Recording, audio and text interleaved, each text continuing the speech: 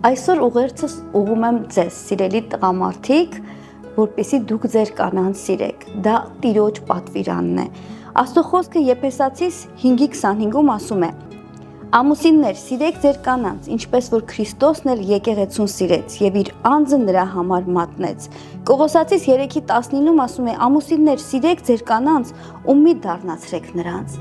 Գիտես, սիրելի եղբայր, սիրելի տան հայր, Աստծո խոսքն ասում է վերաբերվի քո տան կնոջը, ինչպես նուրբ բյուրեղապակյա մի անոթի, եւ սրա մեջ մեծ խորհուրդ կա, քանի որ քո կինը քո գլխի պսակն է, քո կինը քո տան թագուհին է։ Եթե վերաբերվես նրան ինչպես թագուհու, դու ինքս ինքան դառնում ես քո տան թագավորը։